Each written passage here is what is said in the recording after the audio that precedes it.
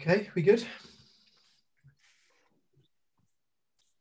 Mm-hmm. So the agenda doesn't say, but we have agreed that we will allow time at the beginnings of the meetings for public questions. So I think usually we take half an hour for public questions if there are any. So are there any known public questions, Town Clerk, or anything from? No, and I can't see. I can't see anybody who's not got their camera on, so there's nothing in the chat and there's no previous questions beforehand, so I'll take that as a no. Okay, great. Thank you very much. Move on with the agenda then. Apologies for absence. To receive any apologies of absence. Everybody's here. Super stuff. Any declarations of interest for items listed on the agenda?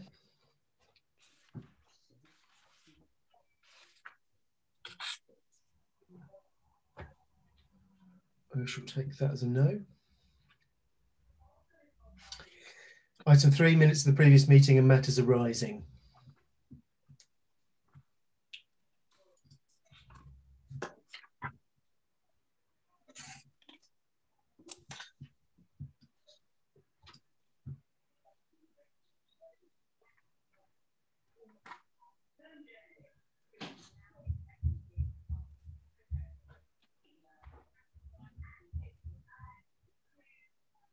Does anybody have any challenges with the meeting minutes? I think I'm happy to propose that we accept them. I'm sorry, I've turned away from my camera for a second. Does anyone? Second that. Councillor Barker. Great. Can we vote on accepting those minutes then, please? All those in favour? I think that's unanimous. Thank you very much.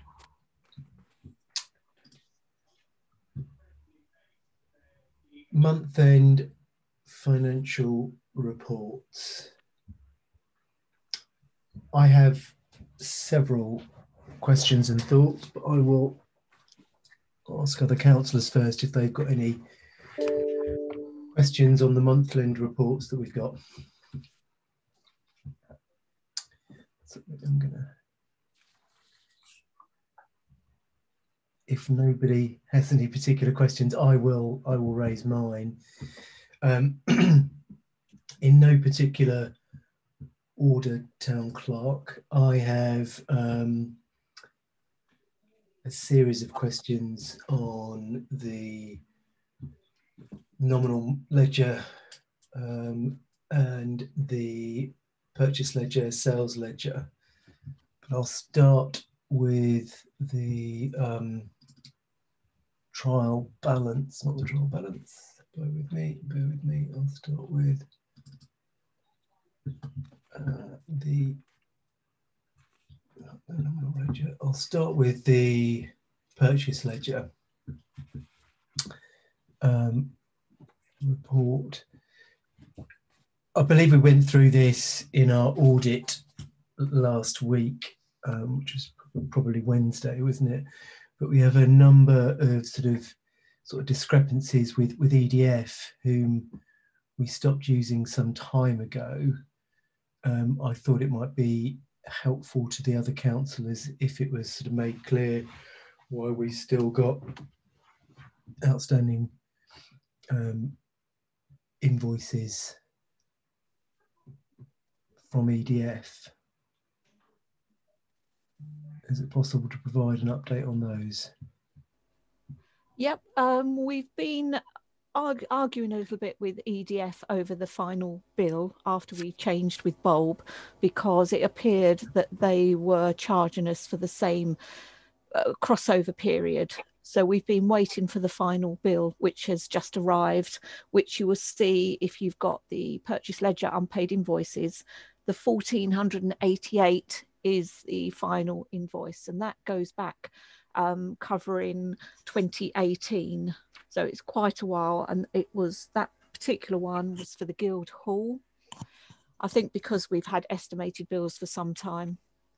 So that's that amount. But we've now sorted it with EDF. We've got the final bill. It's being paid by direct debit, I think, direct debit. So we're now clear with them. Okay, thank you. And then the sales ledger, we have a number of what look like outstanding payments for weddings and services for the Guildhall, which should have been cleared down some time. Is it worth providing? No, they are still outstanding. We take a 50% deposit. So an invoice is made and then we take a 50% deposit. So the weddings that are outstanding are weddings that are taking place later this year. So July and later. So we don't take the final payment until nearer the time.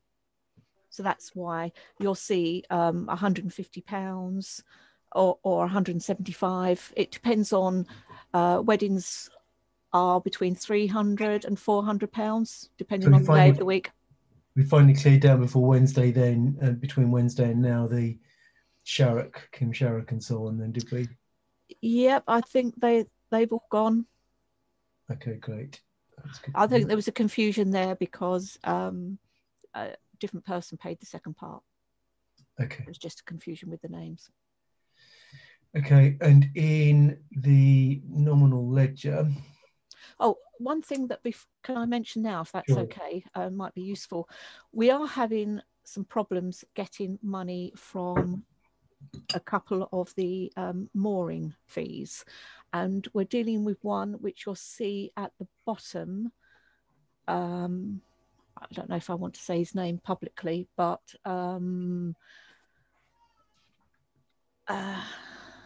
outstanding, well, it says there it's outstanding 324, but he's just been invoiced and there's outstanding £1,000 at the moment, which doesn't seem a lot, but it's over a period of time. And we've been trying to negotiate with him. He keeps promising to pay. In January, he said we reached an agreement that he'd pay £35 a month. He's not been forthcoming with any money at the moment. I wondered what your thoughts were about pursuing a small claims court for the £1,000 that's outstanding. What's the duration? Duration It's lack of payment been over? About, I don't know if it's as much as 2 years, but it's around about a year to 2 years. The date on the schedule, 30th April 2020. I don't know if that is when it arises from. I think it's probably slightly before that as well. Presumably that may be Councillor Hook, because this is for that financial year. I'm not sure. Quite possibly. I know that the because I don't deal with the moorings, but I know that there's now £1,000 outstanding.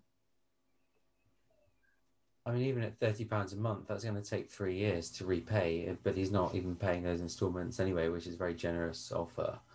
I think we probably do need to send a letter, unless he can show a good reason. We'll take steps to recover that money, because it's money that the council, it belongs to the ratepayers of Faversham. It's money we can put to a good use.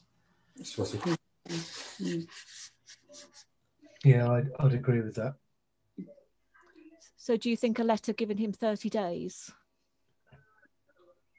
Or what do you think? I think Antony's right. Should we ask whether there is a good reason that this hasn't been paid? And I think probably your wording, Antony, sounded...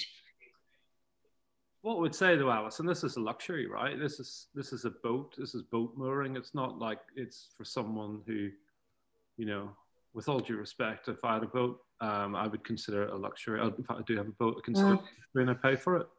And if I can't pay for it, I'll sell it. I'll get rid of it. I think 30 days is sufficient. I think the concern is that the boat isn't amazing, and that it's you know, just being dumped there. So I think he needs to pay or remove the boat. We need... Right. Not living on it, not using it. Right. So if we write a letter giving him 30 days notice, otherwise we'll go to the small claims court. So everybody's happy with that? Yes. Great, thanks.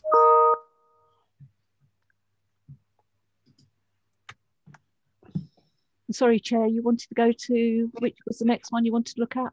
Yeah, I can't remember whether it's nominal ledger trial balance. There were two elements where I thought it was trial balance. I'm just trying to find it now. Where I was concerned that the electricity payments on the Guildhall for this financial year were £1,200 more than forecast, which in a year in which we've not used it in a civic capacity didn't feel right. I'm just trying. I think I refer back to the EDF. I think where we've had discrepancy over the bill, and our final bill actually dates back to 2018 to finally get that account straight. So I think for the last few years we probably haven't been paying enough on the direct debit. No. And it's accumulated to the point where we've now closed the account and obviously got the final amount. Okay.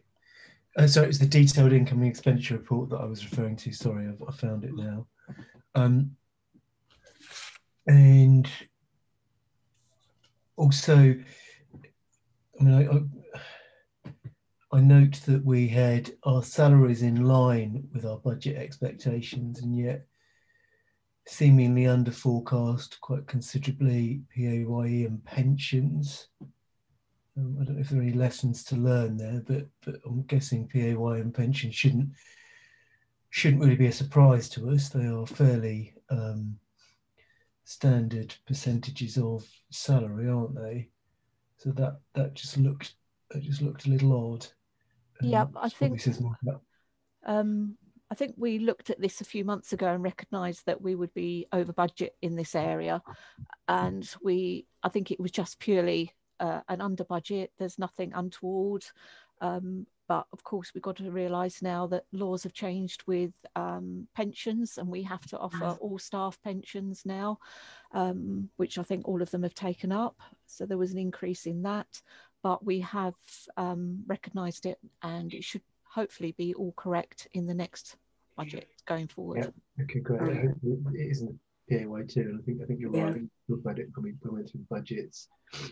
And clearly, you know, looking at the detailed income and expenditure report, which will come as no surprise to anybody, we have massively underspent on a number of areas due to the year we've had with the pandemic, and a significant amount of money will be carried forward in general reserves as a consequence of that.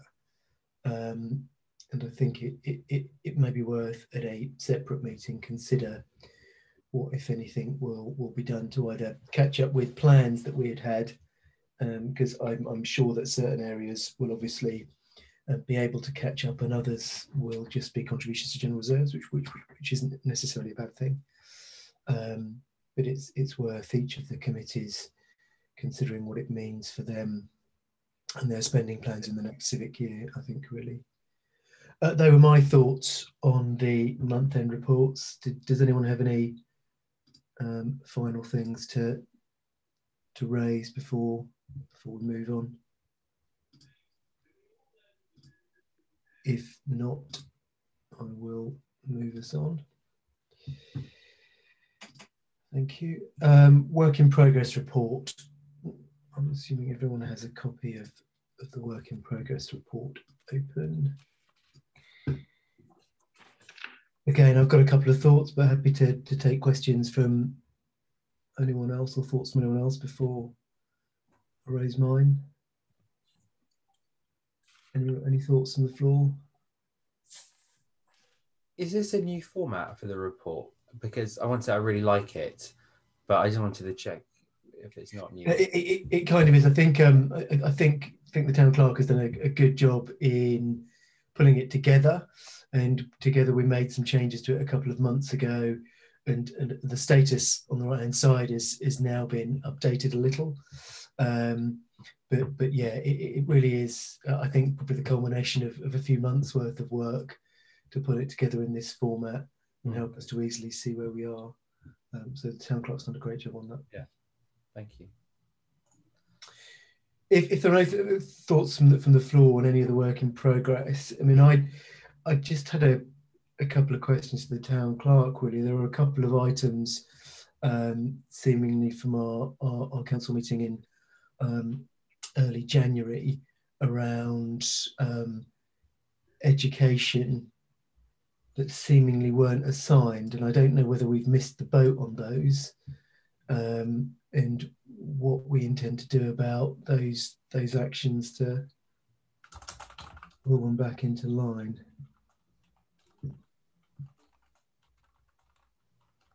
I can't get my report up at the moment. So I think I know which ones you mean, and I don't know whether I haven't written a letter to anybody. I wasn't sure.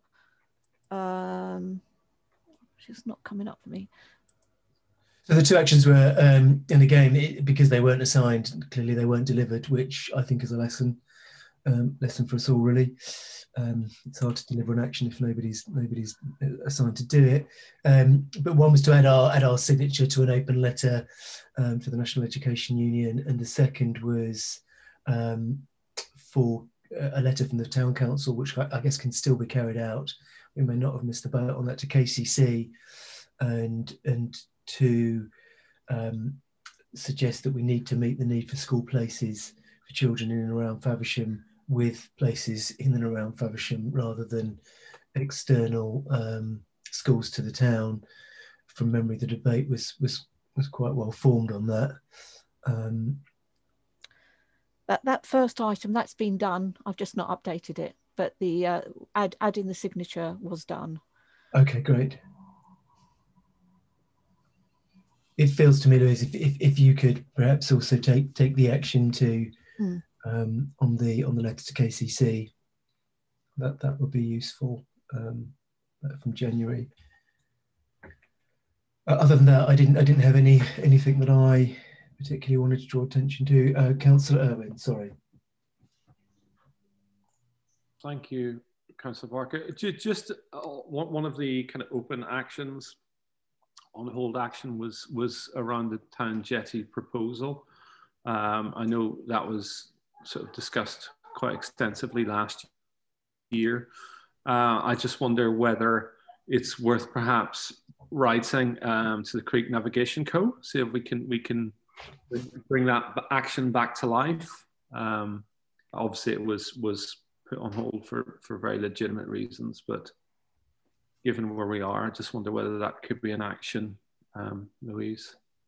Yes, I am in liaison with Brian. I've been receiving updates on the work on the jetty at the moment, which obviously for reasons stopped, and I am just waiting for him to come back to me on that, just to confirm that the work has been completed. So it's the ball's in his court really at the moment, and then once the work's done, I've asked that it's inspected, because we had the survey previously that condemned it. We need to have similar, just to confirm that it is all okay, because obviously if there's any issues we'd be liable. And I think once that's all done, we'll continue with the discussion about taking over the jetty.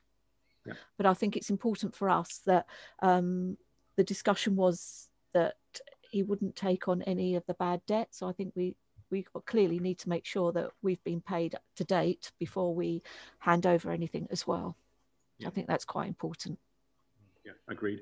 And I think it does no harm to separate the improvement works with the proposal to take on the management, which are clearly two separate issues as well. Mm-hmm.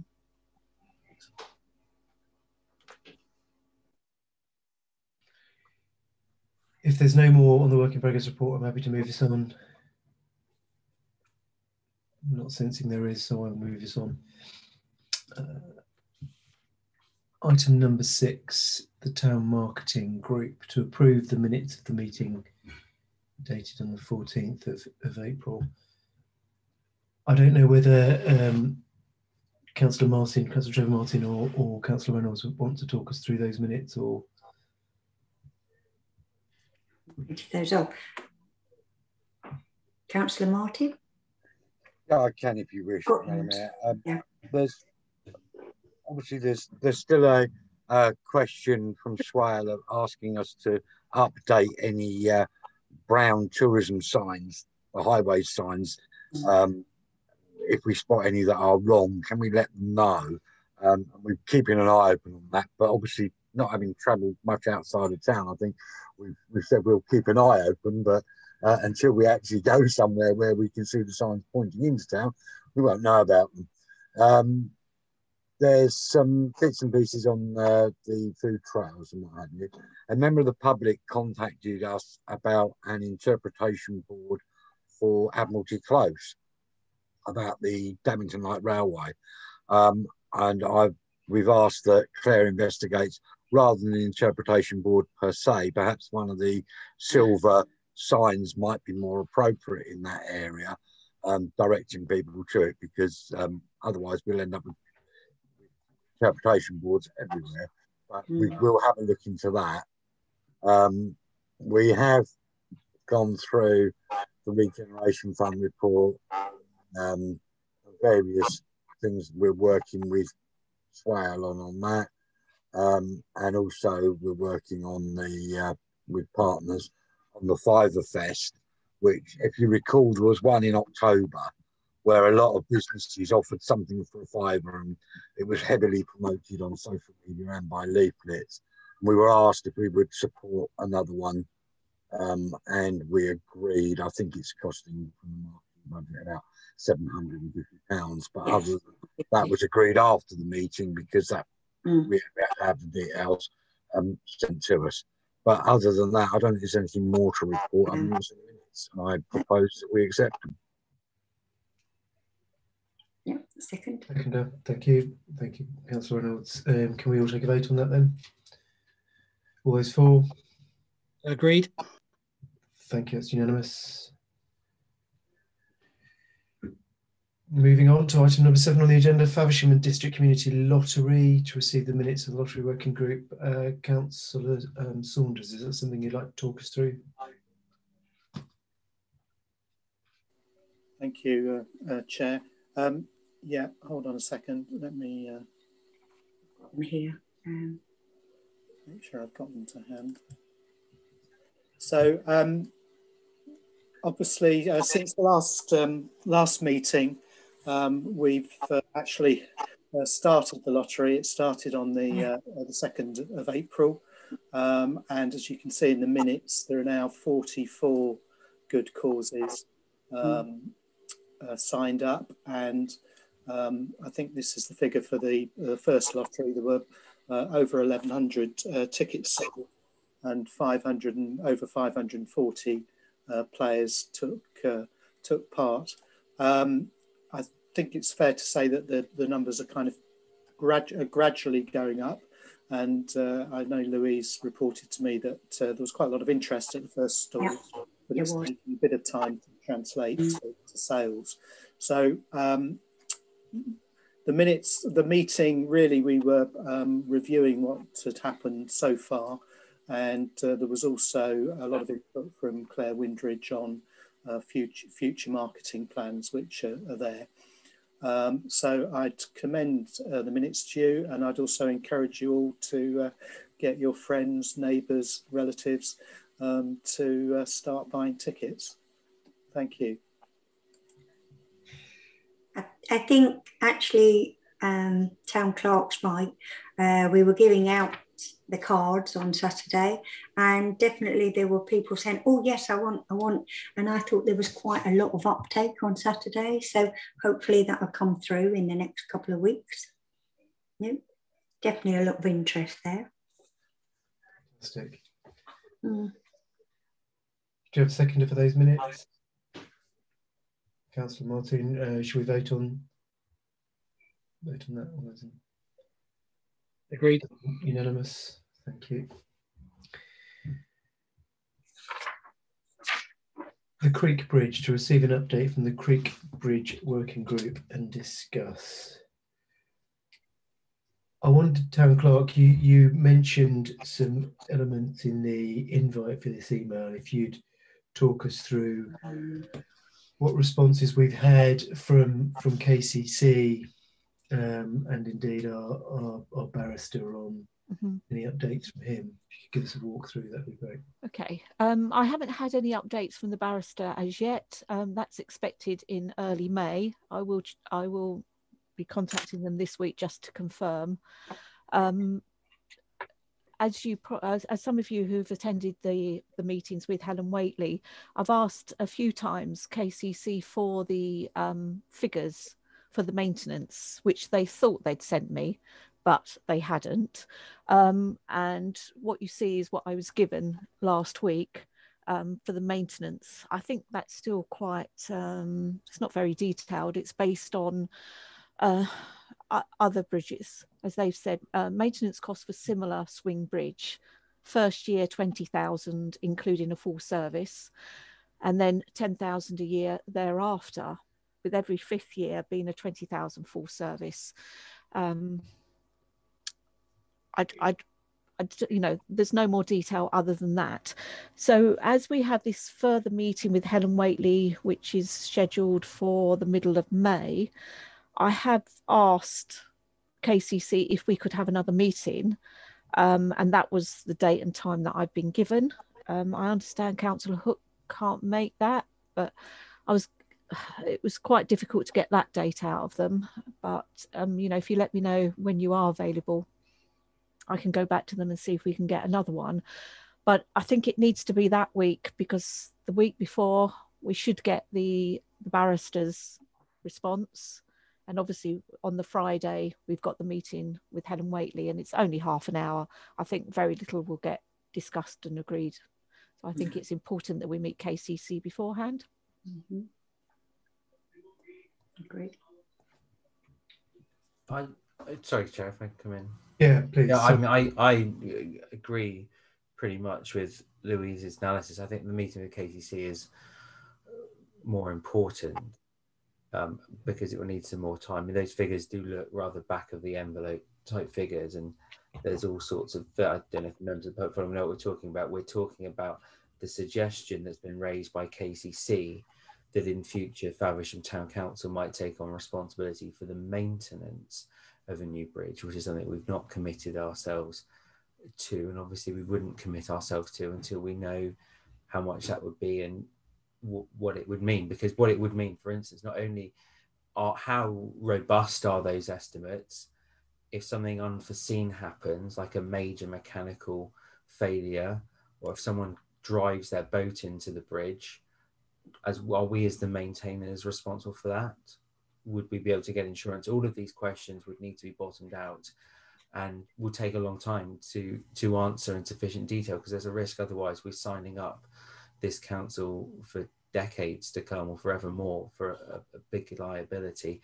And of course we need to see what our legal advice says before we would, about who's responsible. What the legal advice is focusing on is who's responsible for what in this bridge. Peelport, Kent County Council, Department for Transport, us, somebody else. So it's really important, I think, we get our legal advice, and that may not be the end of it. I mean, Charles, is it Morgan, I think his name, isn't it, Louise? We may read his advice and have some further questions and want to discuss that with him.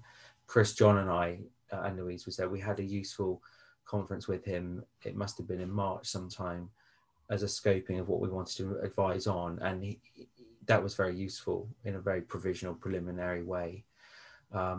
It may be that even that second week in May is too early to get into much detail. It may do no harm if we wait a bit longer, but we will see. I mean, if it has to be the 11th, I don't think it's the end of the world, because I think that would be, if I'm not there, because that would be a very provisional meeting, and I've got full confidence in other people in this virtual room to represent the town council's position and to take a note of what Simon Jones wants to say to us. I mean, actually, I wonder, actually, really moving forward, whether we need Kent County Council to write something down on a piece of paper by way of a proposal for us to consider and think about. And I think generally information isn't worth much until somebody's prepared to write it on a piece of paper. So that's my view. Councillor Irwin.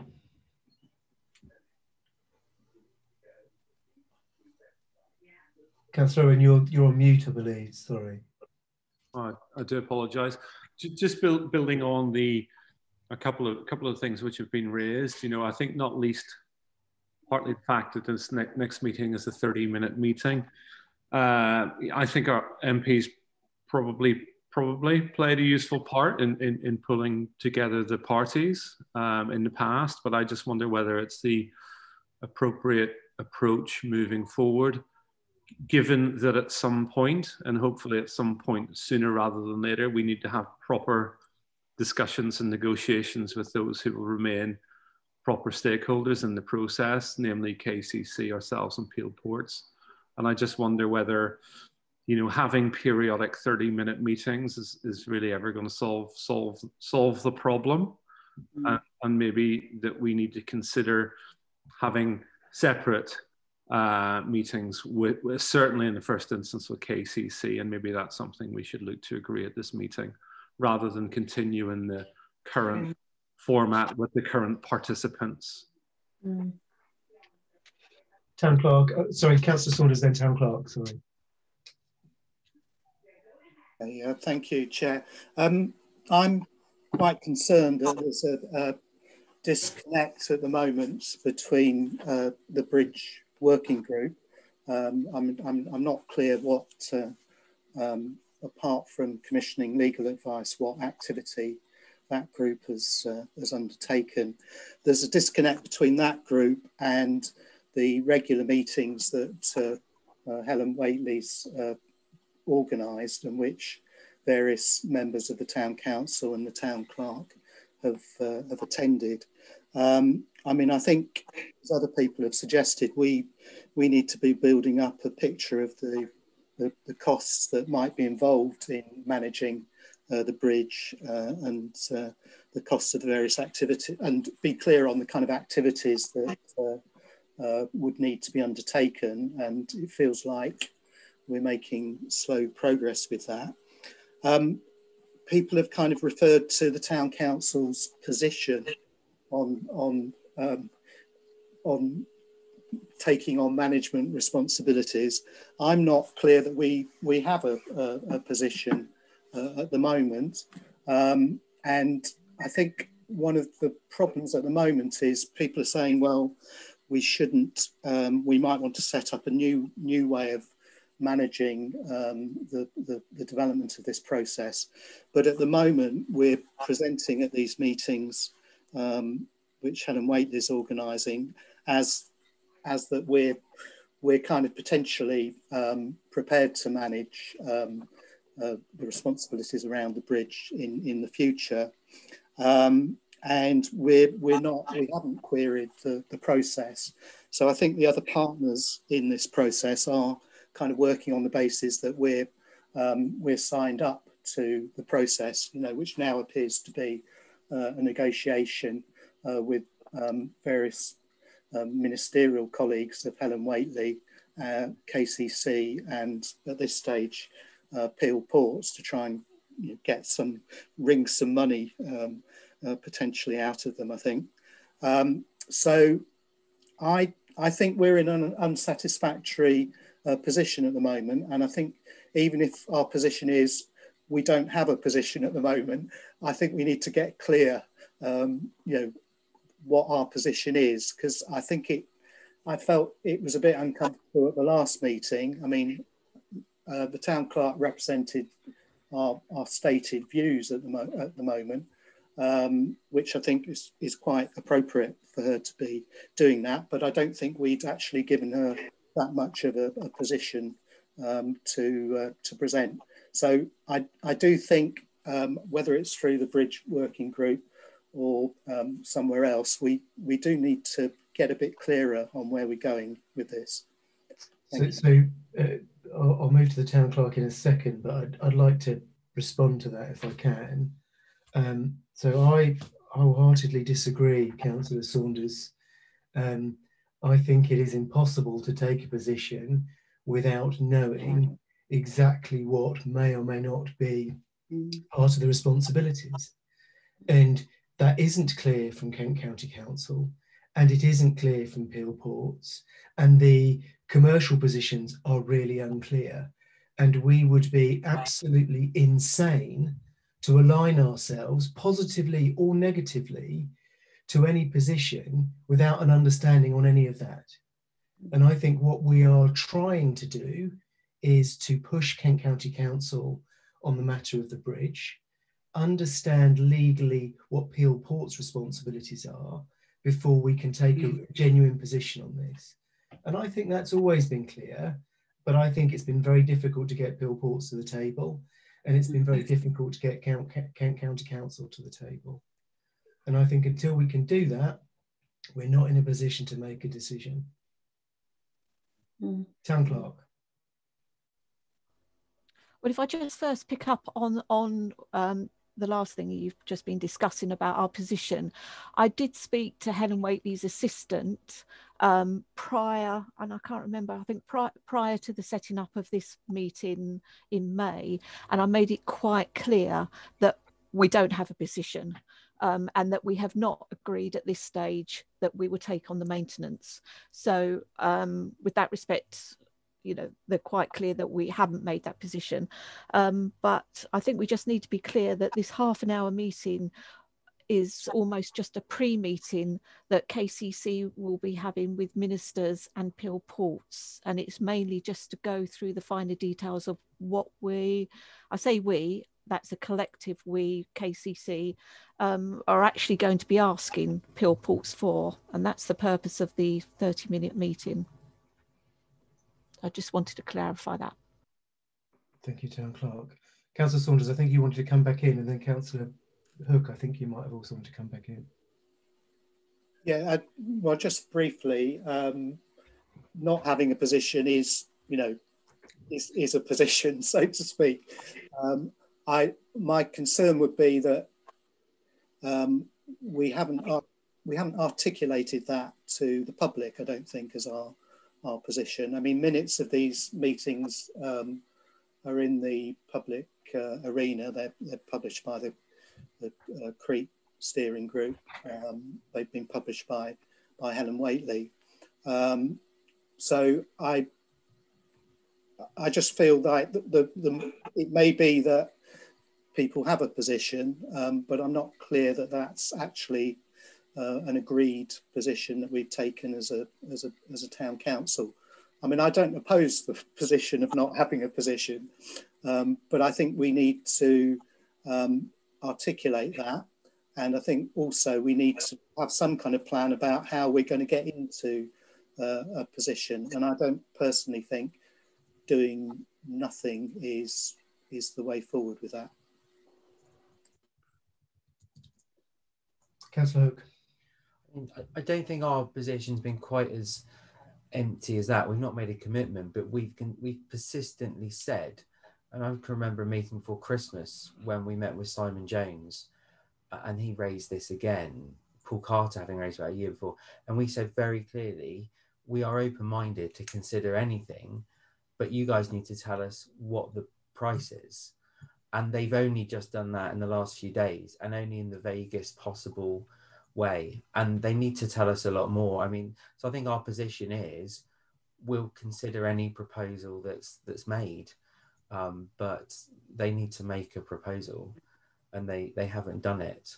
And I think it was useful to hear the town clerk's identification of the purpose of the half-an-hour meeting next 14th, isn't it? We called it Helen Whately's request, which is apparently a pre-meeting before people meet with the Ports Minister, Robert Coots. I mean, our legal advice will put us in a stronger position, actually, because I think if our legal advice comes back and says what KCC claim their legal advice says, but they've never shared it with us, which is that this is all Peel Port's responsibility, and that will probably inspire us to say you need to apply pressure to Peel Ports to make them to face those responsibilities. If the legal advice says something different, then we may wish to say something different. Thank you, Councillor Hook. I think I've got Councillor Ben Martin and possibly Councillor Trevor Martin. Did you want to say something as well? I'll defer to the Deputy Mayor first. I think he was ahead of me.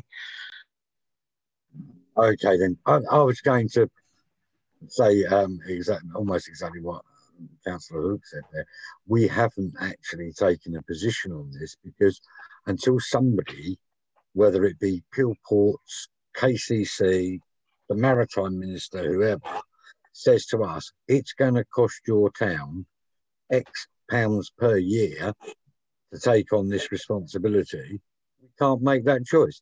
At the moment, we've got a set of figures which say it's roughly £60,000 every 5 years.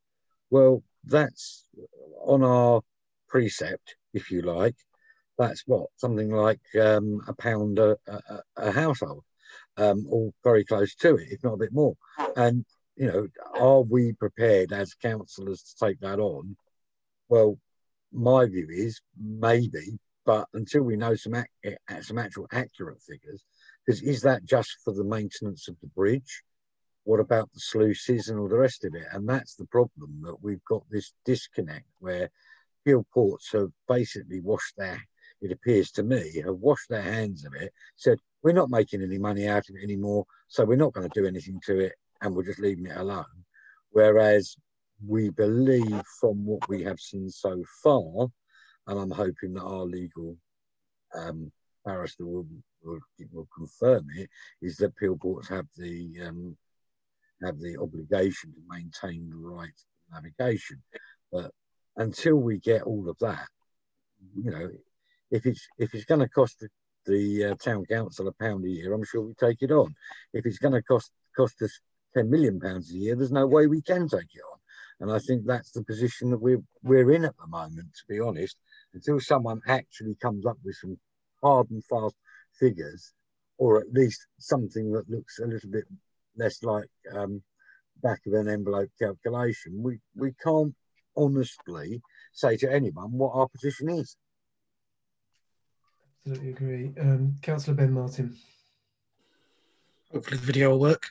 Hope it won't. Look, let's be very blunt. We say that there's not a position, we haven't taken a position on this. The town council's position is very, very clear. We want a swing bridge that works. That is the position that matters. Now, the fact that we don't know how much that will cost isn't this council's fault. The fact that we don't know how much the maintenance will cost is not this council's fault. The blame lays quite squarely with those that told the people of this town, you raise this amount of money and you can have your new swing bridge.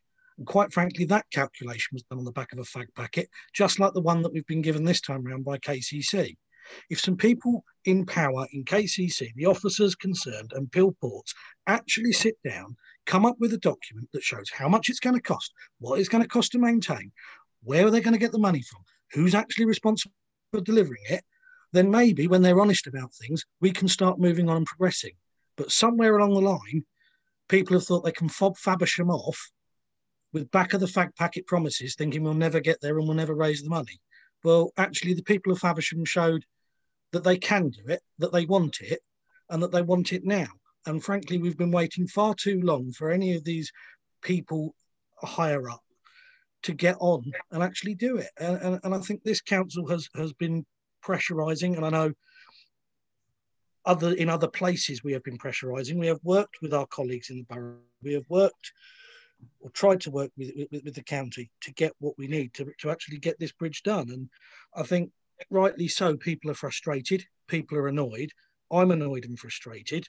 The fact that Peel Ports don't seem to want to come to the table unless they've got a planning application in for a patch of land somewhere in Sheppey, just sort of beggars belief. It just shows how little respect they have for what they're supposed to do legally. And hopefully the legal advice comes back, gives us a bit of clout so that we can move on and get the bridge that the people of this town were promised. Thank you, Councillor Martin.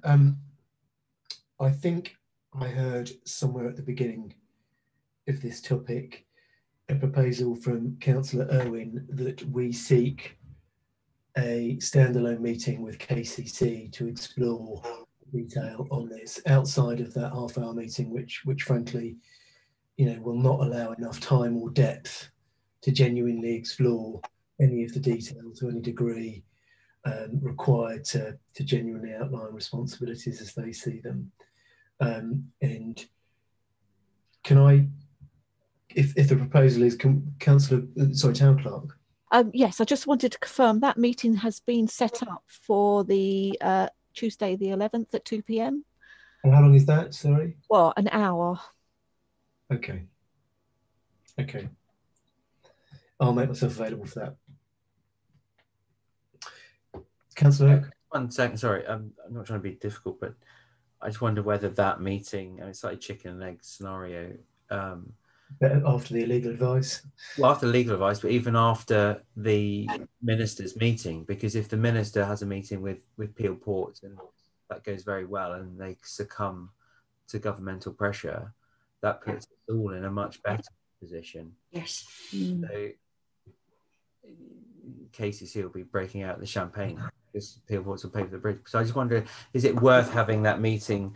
If the meeting with Simon Jones is to be about, this maintenance proposal, how much is he going to be asking us for? It might be more productive after the minister's meeting, not before it. So are you asking, should we ask for deferral? Is deferral for sort of 2, 3, 4 weeks? I can't remember. I mean, is it worth asking? I'm sure we can get some of Simon Jones's time at different stages, but I certainly think the detailed meeting will need a bit more time for us to be ready. So yeah, later in may well be an appropriate time. I think in this instance, I think the 11th of May would be okay.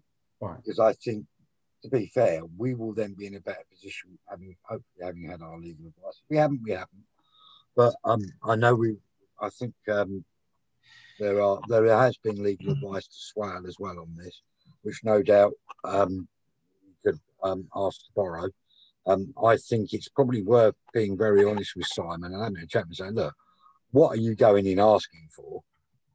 Because no doubt he will be involved in those meetings with Peel Ports at some point.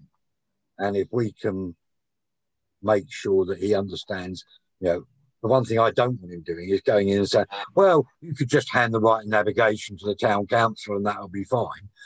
I think we've got to be very, and I do get the impression sometimes that is, because that is a preferred option at KCC, well, that may be something that he would hint, and I think we've got to be very firm to let him back in on that. I know the town clerk has already been quite firm with others on that. I think it might be worth us talking to Simon before they go into that meeting. That's all. I mean, it does strike me that having set up a dialogue with Simon and having our own meeting with him, we can ask and extend that relationship beyond that first meeting. And at least at that first meeting, having had legal advice and making it known that we've had legal advice will give him some sense that we are starting to work our way through what responsibilities could and couldn't be. And that feels to me that we might get a slightly different engagement from that. And there's nothing to be, no harm to be made, but at least creating our own relationship around this without third parties involved, which I think we need ultimately. Councillor Irwin.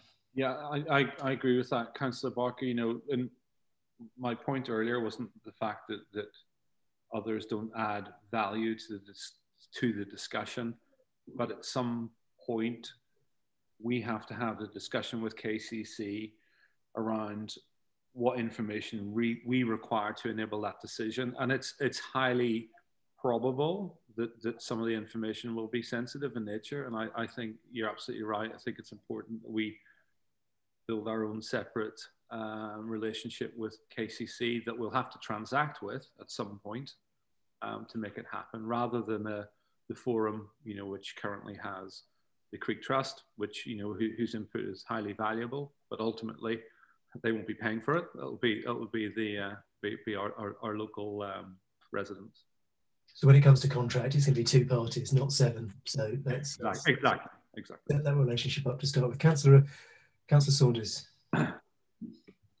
Yeah, I agree with what Councillor Trevor Martin said.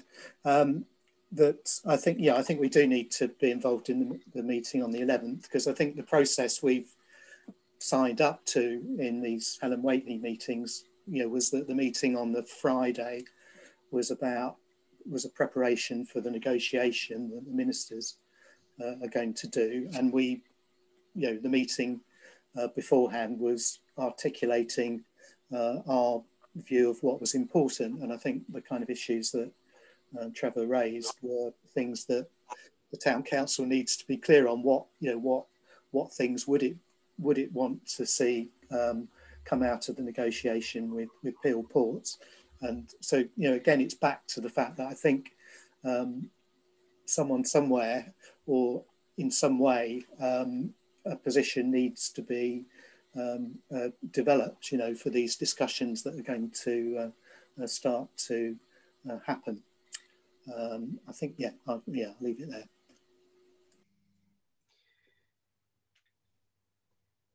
Any more? If not, I'll move us on.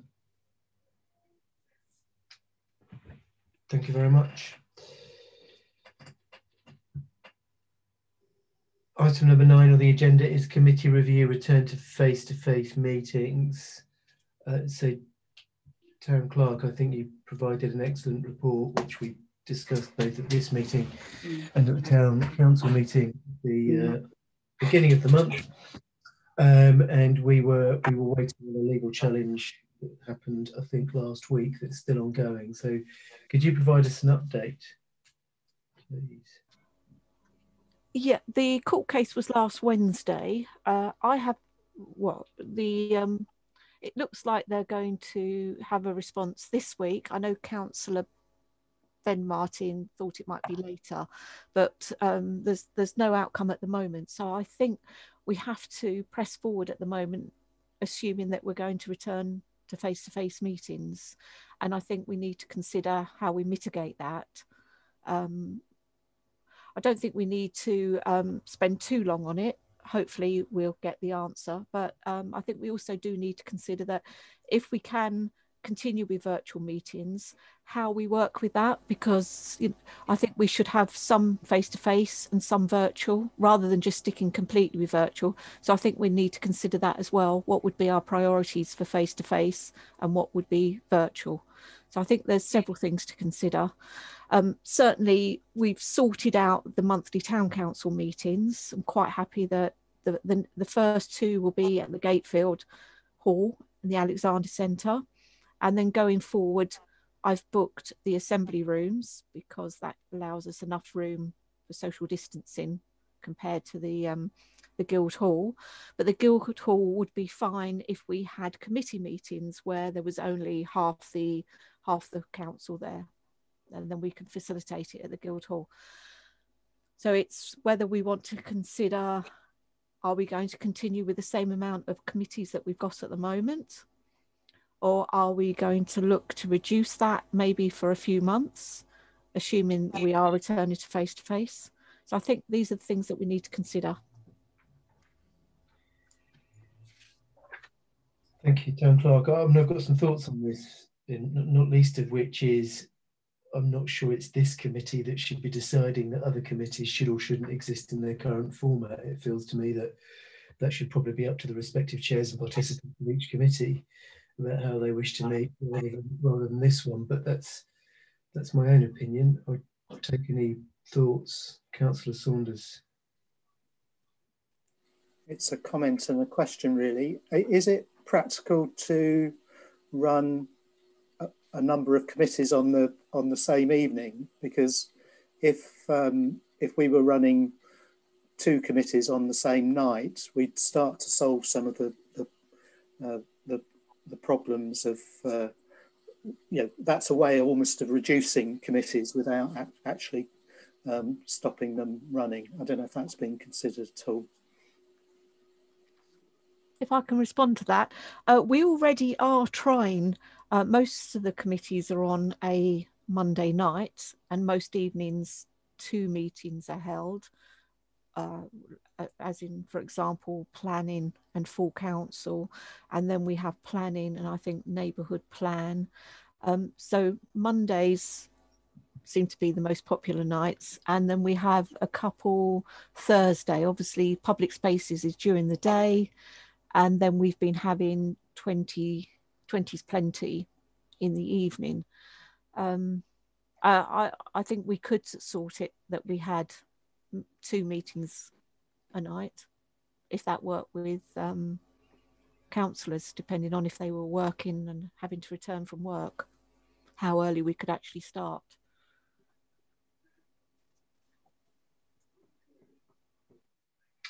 Councillor Trevor Martin. Thank you. I think the question really is for, as Councillor Barker said, for the chairs of those committees. Perhaps what we should try and do is, certainly full council, I've got no qualms about that at all, face to face for now.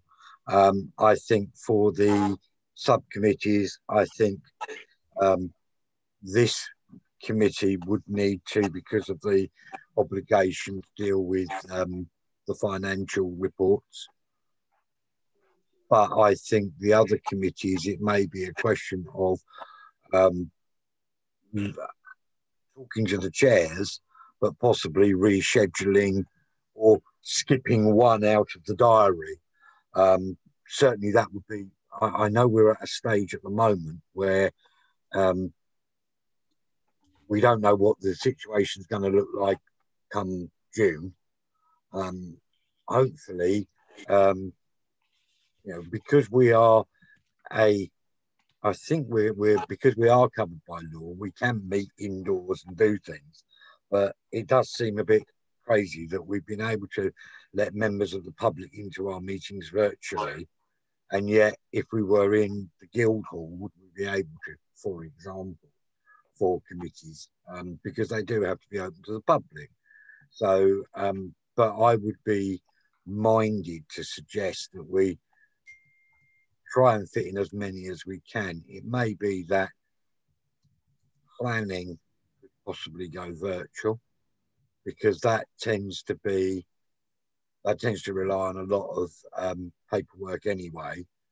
If that were to be allowed, I would suggest that, because that also gives people the opportunity to come along and speak to particular applications, which, if we were to use that one particular committee in the Guildhall, we may find ourselves not being able to let people in who wish to speak, and that could be a problem, particularly as we don't know in advance what planning applications may or may not come in. I hate to refer to somebody from a previous version of this council, but if someone were to put a planning application in for a 22-storey building on the corner of Roman Road and Stone Street, I'm sure we would all object, but I'm sure there'd also be a lot of considerable number of members of the public who'd want to be there to voice their objections too. And I think we do need to consider that. As far as the other committees are concerned, I personally think we would need to keep this under review, but we also need to look at what the COVID guidelines are when they change. At the moment, in theory, we're meant to meet, but also in theory, we're meant to meet outside. I don't know. Thank you, Councillor. That's the problem. Can I make a recommendation before we go much further? I think the only committee that this committee can really tell what to do is this committee. So I make a proposal that the Policy and Finance Committee aims to meet face to face for the next 2 months until we have a better position to take. Do I have a seconder for that motion? Councillor Trevor Martin. Can we vote on all those in favour of this committee meeting face to face for the next 2 months until we have a better position? That's unanimous, I think. Councillor Ben Martin? Agreed to this committee. I think there are other, you mentioned Town Clerk, the neighbourhood plan group. I think that's a steering group, and I don't think that is a committee. And I think that can meet virtually anyway. But I think all working groups and committees, the chair should converse with all participants of those meetings, and they should agree on what basis they want to go forward for the next couple of months. That would be my suggestion. because we could otherwise debate endlessly about the fortunes and evenings of people that aren't at this meeting. Councillor Trevor Martin. Thank you, and I agree with that. And I just kind of point out there are some things which are beginning to progress where meetings will be needed, but they can be virtual because they are designated working groups or task and finish groups, whatever you want to call them. It's only the formal subcommittees, I believe, that would need to meet face to face still. That's correct, isn't it, Town Clerk? So I think you're right. I think it should be up to the other subcommittee chairs to contact those that attend, but certainly working groups and the like don't need to. And I propose that we would suggest that they would continue virtually until such times as normal service, for want of a better way of putting it, is resumed, and we can meet in the Guildhall and have members of the public. If I may, Chair. Yeah, of course. Sorry, Councillor Ben Martin. So the working groups, when originally set up by this particular council, after the election of pretty much all of us for the first time, the agreement was that all working groups would be virtual anyway. Even prior to the pandemic, the working groups were virtual. That was the plan. It was to enable officers to attend and members to attend at various points that fitted in better. And actually, we've just had 12 months of proving that it works for everything. In terms of the subcommittees, quite frankly, the chairs can make the decision. If need be, some of those subcommittees could defer or delay or postpone a meeting. Realistically, we're told we're probably, hopefully, touch wood, on track for this roadmap out of lockdown in June. So it's not that far away, really. To just get on and do what we have to do. And you know, if people don't feel comfortable attending a face-to-face, they can send apologies. And I'll put my name straight on that list as probably being one of the ones that will not attend and would be sending apologies until such times as I've had my first jab. But that will be a decision for each individual to make. Yeah, I'd agree on that. I mean, it strikes me, I don't want to draw a line to this debate too early if there are any sort of serious contributions, but it does strike me that we can only make a decision about us, which we have done. I think it would be a real shame to have lost some of the benefits, both for the community and for us as councillors, of being able to hold virtual meetings. And the proportion of those needs to be in line with what is reasonable, I think. That's a debate it's frankly not asked to have, unfortunately. So unless there are any other contributions, Town Clerk, if I could ask you to of other committees to get their input on whether and how they will meet, that would be great. Chair, could I just bring in a slightly different point at this time, if I may? Sorry. We've been looking at the return to face-to-face meetings, and I know in the past we've used those rather antiquated microphones, and the thought is that if we're using, if we're going to be in larger rooms, also people further away, the difficulty of hearing councillors, that I know that we've had this in the past, and we've looked at a solution for this. And so what we already have 2 large PA speakers, but what we need to go with that is I'm not sure of the technicalities, but you have a mixing desk. So basically I've looked at a price for a mixing desk, wireless microphones for everybody and the necessary cables, plus a wide-angled webcam, and we're looking at £2,000 for that. And I just wondered whether that was something that we perhaps might wish to consider, particularly certainly in the likes of the Guildhall and the assembly rooms, but even when we're in the Guildhall, the current microphone system, it's hardwired. The wire's only a certain distance. If we're still sitting a certain distance away, it will make that slightly difficult, whereas we're looking at a wireless microphone, and which I would suggest that everybody is assigned their own microphone and that is theirs for the duration. So yeah, that's what I'm looking at and considering, and I just wondered what your thoughts were on that sort of expenditure. My personal thoughts, I'm sure other councillors will want to offer their opinions as well, is that anything that increases the rate of participation in democracy, and meetings is a good thing. And I'm sure, although we may be forced to have public meetings, that will stop a number of people attending. I for one, am guilty of speaking quite quietly and was, found difficult to be heard at public meetings. So anywhere in which I can be heard, which is, I guess the purpose of the chair at least. And the ability to have a webcam that could also allow other people to participate that don't want to attend public meetings feels like a good thing to me. So I would urge us to explore Definitely. that. Yeah. The costs. Definitely. And I would second that. Yeah. Councillor Trevor Martin. Thank you, Chair. I note that you're talking about radio microphones or wireless microphones. I would only ask that we double check what frequencies and that they're on, and that we have a suitable license for them. My previous career means I know about those things. So I have. That's useful. Yeah. Well volunteered, Councillor Martin. Yeah, we have been seeking advice on this, so hopefully we'd get it right. If I may suggest, I think you can get up to 15 now on a theatre licence, and given that we are licensed as a wedding venue, I suspect that a theatrical mic licence might be the thing.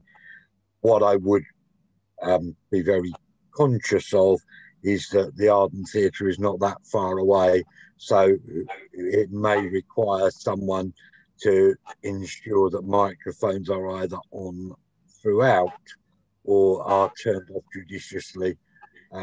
Previous experience of the Royal Navy doing a lecture in the Westgate Hall when I was working the desk at the Marlow Theatre makes that an imperative that if we have got something like that, we do have to have someone that knows what they're doing on the desk. Yes, well, Greg, I'll call him Graham the Hat. Graham the Hat has offered to train Brooke, and Brooke is happy to participate and basically work the mixing desk and make sure that if you're not speaking, your mic is off, and when you speak, it's loud enough. So I hope that we could provide a sort of professional, a semi-professional effort with it. Indeed, like it. Good. Is it worth just gathering final costs and making this a proposal for the next council meeting, for the first face-to-face council meeting? And we can work out how difficult it is without such a system, and then have a view of kind of what the costs are to approve it. Would that be possible, Town Clerk? Yes, I mean, I have got costs. We're looking at £2,000, but yep, happy to put that forward at the next meeting.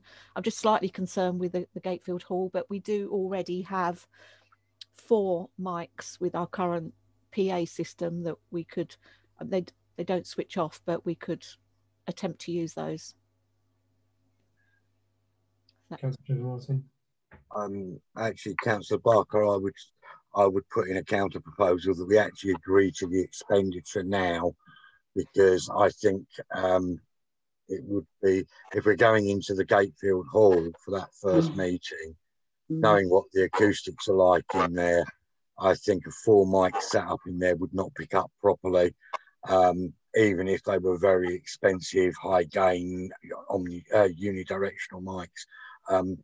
Leave me, I've ridden the desk for that, and it's hard work. So I would suggest that we allow the expenditure just so that we can make sure that we can hear each other, let alone anything else. Anyone want to second that proposal? Yep. Second that. Can we take a vote on that? Can I just query that proposal? Oh, I thought you were seconding, Councillor Saunders. Well, I was just sorry. Is the Gatefield Hall is the big hall in the Alexander Centre? Yeah. Don't they have quite? I mean, they have audio equipment already, don't they? No, I've asked. They've had in the past a couple of microphones which basically have never worked for us. They're battery operated and they're have never worked, and they get people in if they need that sort of system. So we're actually talking about getting a proper mixing desk. Okay, thank you. Are you happy to second Councillor Saunders, or shall I look for a different seconder? I won't second, but I'll probably support the proposal. Councillor Reynolds? Yes. Your second? Yes. All those in favour? I've got hearing aids, we definitely need to be able to hear. Yeah, agreed. All in favour, thank you very much. I think that's tied that up, but just to be really clear, Town Clerk, is there anything you're unclear about now? We're going to go to the committee chairs to get their input from them and their participants. Yes, yeah, I'm quite happy with that. I will just make one comment at this stage, though, but I'm happy with the decision that you've made. But this is the Policy and Finance Committee where you set the policy, and I personally believe that whether the council meets face to face or not is part of policy. But I'm happy with your decision, and we'll go with that. But that's why I personally thought that it would be the decision of this committee. And ordinarily I'd agree, except that there are other councillors not here, some of whom are vulnerable, that I feel might want to take their own decisions with their own committees. Mm-hmm. And I think it's only right that they get that choice. Right, I'm going to move this on. We've got an item on the agenda that, although I asked for last time out, we didn't agree to last Monday, Town Clerk, which is the antisocial behaviour research, and to agree the procedure for research to be carried out. As a consequence, I don't have, my preference is to defer this for a month rather than discuss it tonight, unless anyone else wants to go through this evening. Councillor Hook. I'm very happy with that if we put it off as a formal item for a month. I mean, if it's okay, Chair, I'll tell you provisionally what my thoughts are in terms of the procedure. I think what we need to do is, first of all, to formulate terms of reference for the researcher, by which I would mean what questions do we want them to answer. And from that, it would follow to work out the person specification, what knowledge, background, skills would they have to have, and then to look where and how to advertise for a suitably qualified person. What we could do, and I think if we journey it off for the next Policy and Finance, I think that's very sensible because there's a lot of balls in the air at the moment. But informally, perhaps a few of us can we might start after the elections, which take a lot of time for a member in this room. We could, in May, informally talk about ideas for the terms of reference, what questions we want answered. Yeah. I'm happy to be the kind of I'm hoping to have quite a leading role in this research, having got the grant, and I've got a strong interest in this area. So if people sort of want to talk to me about it, that would be fine. That sounds perfectly reasonable. Does anyone else have anything else they want to contribute tonight? Otherwise, I'll hold it over. Thank you very much. In which case, I'll move on. Thank you, Councillor Hook. Item number 11, Solar Cycleway, to receive an update. Councillor Saunders. Yeah, I'm happy to speak to this, Chair. You're in the work in progress report. You'll see that sorry, I've lost my train of thought temporarily. Yeah, you'll see that the Town Clerk wrote to the developers and got a not very positive response in terms of their interest in having the cycleway across the site. But I think that's pretty much what the position that they've adopted for the moment, and it's a case of local campaigners trying to shift their views. Brian Jeffrey from the campaign has asked the Town Council to write various other letters to key organisations and key individuals that we should be trying to influence. I know the town clerk wrote to Graveney Parish Council that he was going to speak to explain that we were supporters of the project. And there are individuals like our MP, like the MP for Canterbury, whoever the Swale East County Councillor is after the election. So there's various additional letters that, well, I suppose we probably need the endorsement at this meeting that the town clerk gets on and writes those. The other thing that Brian Jeffrey was interested in was doing some kind of project work with schools, but I think in the short term he's realised that liaising with schools is pretty hopeless at the moment because they're still so caught up in the day-to-day management of schools. But I think he'll probably come back on that. So that's kind of where we are at the moment, and I suppose I would propose that we do agree that the town clerk writes on our behalf to various individuals and organisations, explaining that we support the campaign and the reasons why. Thank you. I'm happy to second that proposal. Yeah, definitely. Yeah, no. Are there any other thoughts or comments around that? In which case I propose we move to vote on that. All those in favour? Definitely. I think that's unanimous. Ben? Agreed. Thank you. And thank you for the update, Councillor Saunders, very much appreciated. I'd seen that we'd got a response, but I hadn't noted the response. I couldn't find a response anywhere. I know that the last meeting we had on this, they were, you know, it was a similar sort of position. Right. Item 12 on the agenda, items to report, informational items for the next agenda. Councillor Trevor Martin. Yeah, just as an effort, just for everyone's information, the Magna Carta project, the advisory board is, the advisory group's going to meet shortly this week, and then we may be in a position to start pushing forward on that. So expect fairly rapid requests to this committee after the election, or maybe even you know, straight to full council.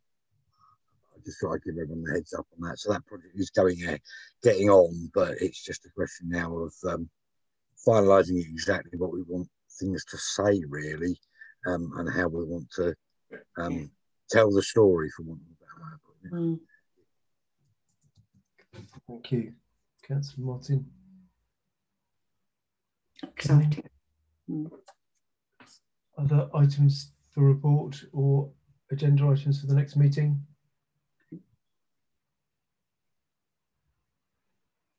If not, I will draw us to a close. Thank you very much for your time. Thank you. See you next civic year. Yeah. Yeah, it will, won't it? Yeah. Thank you. Okay, thank you. Thanks, everyone. Thank you, Chris.